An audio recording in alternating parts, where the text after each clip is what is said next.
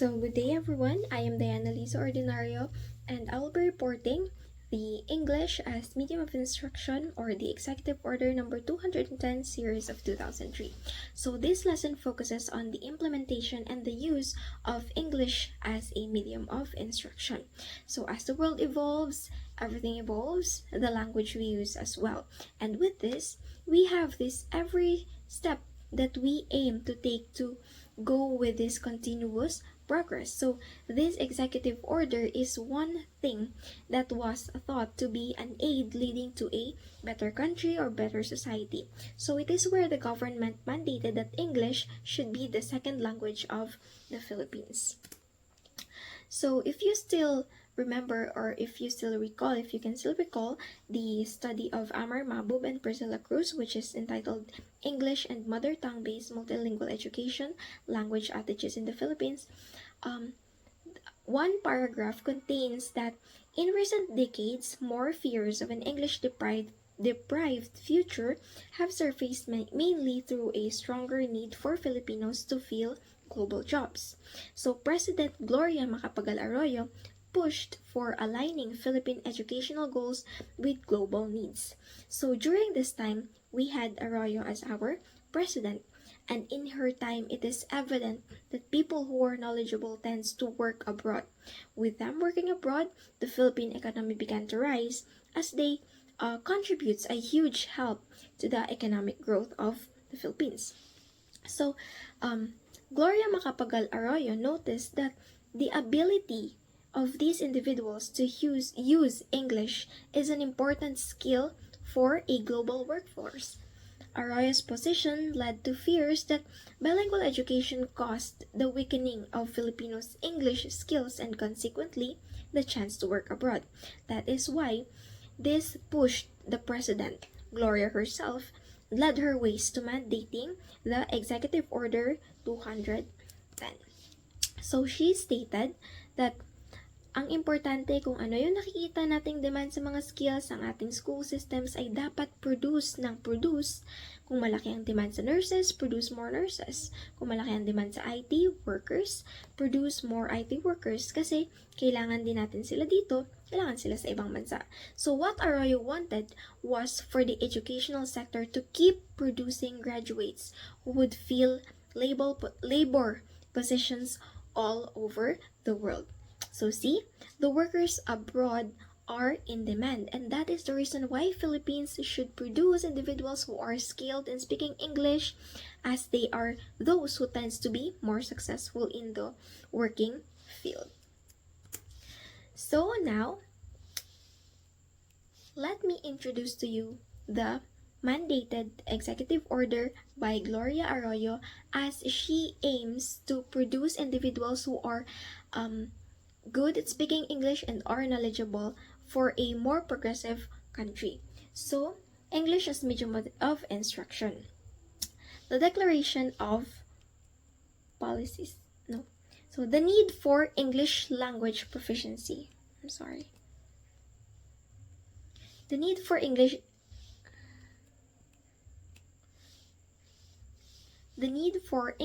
language proficiency.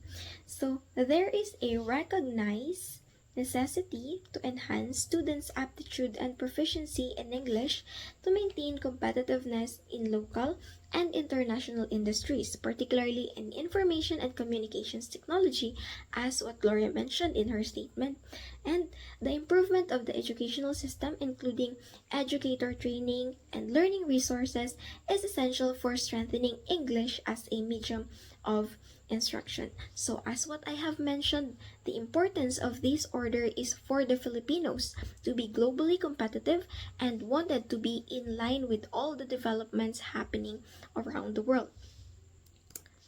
So, constitutional basis for language policy, for this policy.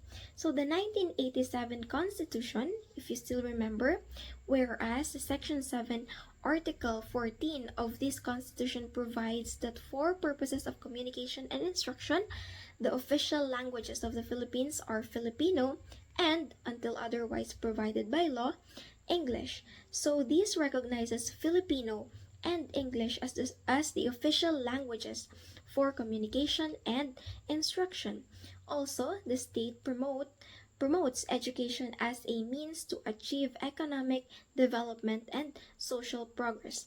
So, this language policy primarily aims to strengthen the use of English language as a medium of instruction within the educational system. So, the order recognizes the importance of English in enhancing the students' competitiveness in local and international job markets, particularly in sectors like information and communications, technology, or ICT. Declaration of policies. So we have the section 1 of this executive order. English is mandated to be taught as a second language starting in first grade. From at least third grade, English will be the medium of instruction for English, mathematics, and science. In secondary education, English will serve as the primary medium of instruction with at least 70% instructional time allocated to English across all learning areas. So, English is mandated to be taught as second language starting from the first grade. Of course, it is to establish a solid foundation in language skills. And from at least the third grade, English will be used as the medium of instruction for subjects such as English, math, and science. So this policy, again, aims to ensure that students are proficient in English for academic success. So next, section 2. The encouragement for higher education institutions. So the higher education institutions, including state colleges and universities, are encouraged to adopt English as the primary medium of instruction, and it is really evident now. So the Commission on Higher Education, or the CHED, is tasked with promoting the use of English in tertiary education. So there is a need to develop the aptitude, competence, and proficiency of the students in the English language to maintain and improve their competitive edge in emerging and fast-growing local and international industries, particularly in the area of ICT. So, strengthening the use of English language as a medium of instruction also depends on the improvement of the entire educational system, particularly in the training of educators and the provision of learning materials and resources. That is why the CHED, the TESDA, and the DepEd should fully support the policies sought to establish and herein and have favorably endorsed the issuance of this executive order. Next section, we have teacher proficiency evaluation. So the Department of Education, or the DepEd, along with other educational bodies, will evaluate educators' proficiency in English and implement nationwide training programs to enhance their skills. So the order emphasizes securing funding for learning materials and resources necessary for developing students' English skills. So they supported the trainings for teachers as well as to further secure and effective learning and effective teaching of the English language to the students or to individuals. Next, support mechanisms for implementation. So, implementing authorities are responsible for securing funding for learning materials and resources to support English language proficiency. Collaboration is required to develop evaluation instruments to monitor progress in achieving the policy objectives. So, as what I have mentioned, the government is really supportive in regards to providing support and materials to further learn and train the educators as well as the learners in the target language, which is English. Next, responsibilities of implementing authorities. So the Department of Education and the TESDA, which is the Technical Education and Skills Development Authority, are directed to ensure compliance with the executive order in all educational institutions at the elementary and secondary level. So this executive order is implemented from the elementary, secondary to tertiary level, and the support of the colleges, and also the DepEd and the TESDA is required. The issuance of implementing rules and regulations. So the DepEd, the CHED, and the TESDA are authorized to create rules and regulations necessary for the effective implementation of the established policy. So this is they are very strict in implementing English as second language as to fulfill their aim, which is to have to have Filipinos be globally competitive. Then reporting requirements. So within 30 days of the executive order's issuance, the DepEd, CHED, TESDA must submit a action plan to the President for effective implementation. So they provided action plans so as to ensure the effectivity of this policy. And then continuous use of the Filipino language. So while promoting English, Executive Order number 210 also acknowledges Filipino as a national language. It is stated in the Article 14, Section 7 of the 1987 Constitution, which is ensuring it remains the medium of instruction for subjects like Filipino and Araling Panlipunan.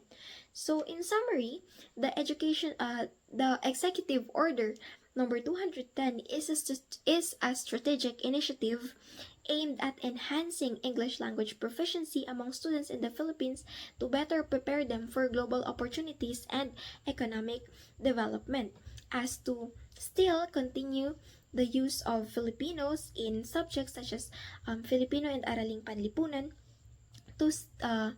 as to honor the use of our national language. And of course, another section is we have the guarantee of academic freedom. So this academic freedom ensures both faculty and students that they can engage in teaching, learning, and research without external interferences, and that a society benefits when knowledge is pursued freely. So this freedom promotes the advancement of knowledge, critical thinking, and innovation among students and the teachers. So it is also very apparent up until now, and we can see it and we can feel it also. Of course, repealing clause. So all executive issuances, rules, and regulations or parts thereof which are inconsistent with executive order are hereby repealed, amended, or modified accordingly.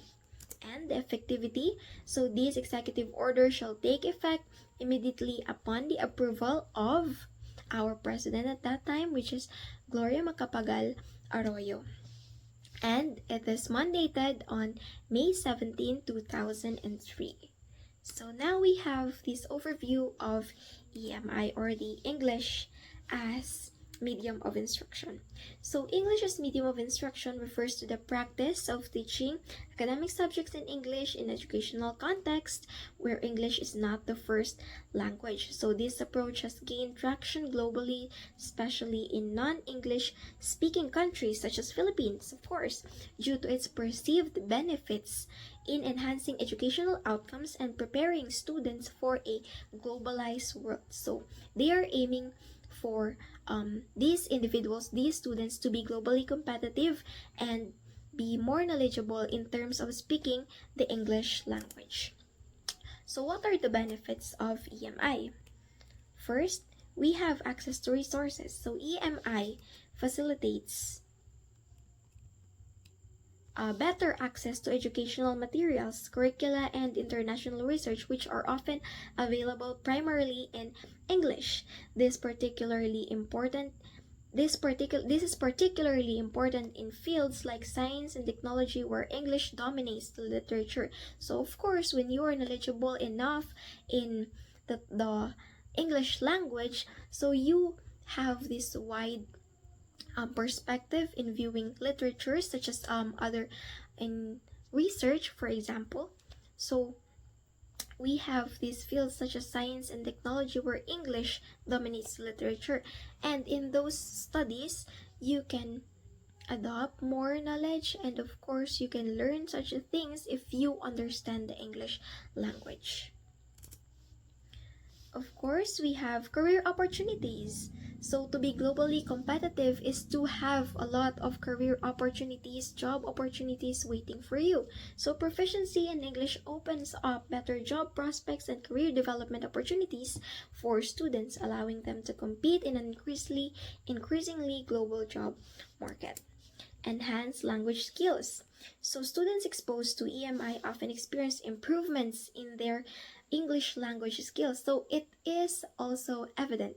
So you see, when our instructors here in college, so when they speak in English, when they taught our lessons speaking in English, we acquire those vocabularies, we acquire how they speak, how they pronounce each words, and then that experience allows us to uh, improve our speaking English skills. Okay, so this includes reading also, writing in English, and also speaking. So this is crucial for their academic success and future studies abroad. So if you are aiming to study abroad, then you should practice on your English language skills. Next, we have internationalization of education. So EMI aligns with the trend of internationalizing higher education, making it easier for students to pursue studies in universities where English is the medium of instruction. And then, we also have, aside from these benefits, we also have the challenges of English as medium of instruction. So first challenge, we have the teacher preparedness, of course. A significant challenge is lack of training for teachers who are not proficient in English or familiar with teaching content in a second language. So this can hinder effective instruction and student comprehension. Although the government is dealing with this, as they are being supportive in providing materials or providing other resources for the effectivity of the teaching of the English language. And so for the teacher, they have this a lot of trainings for them, but these efforts are still lacking. That is why one of the challenges of the EMI is the teacher preparedness.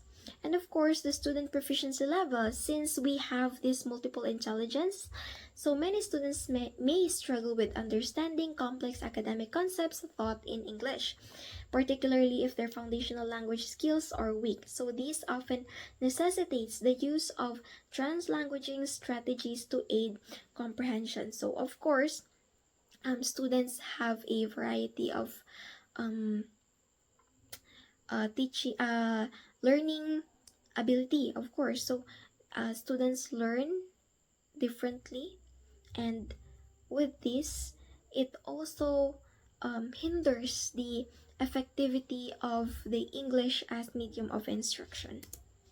And then we have cultural and linguistic impact. So the emphasis on English can lead to concerns about the erosion of local languages and cultures. So critics argue that using English as primary medium may disadvantage students who are more comfortable learning in their mother tongue. Just like the Iloilo experiment, where the students in the experimental group where they first learn the Hiligaynon are more effective than learning the English language first, because students are comfortable in speaking their local languages. So one of the challenges of the EMI is speaking in English, which um, which is becoming dominant, and students who prefers to speak in their local languages may be uncomfortable because of this situation. So in summary of this discussion, so English as medium of instruction is just all about learning the use of English language. So it strengthens the use of English language as medium of instruction within our educational system. So it recognizes the importance of English in competitiveness and in local and international job markets. So it is an order for letting individuals learn the English language, particularly in sectors like information and communication technology, as to be a globally competitive citizens of the Philippines. So it is for the economic growth, of course, and so on. So it is for a progressive country, which is the aim of this um, executive order. So again, I am the Annalise Ordinaria, and here's my report. Thank you.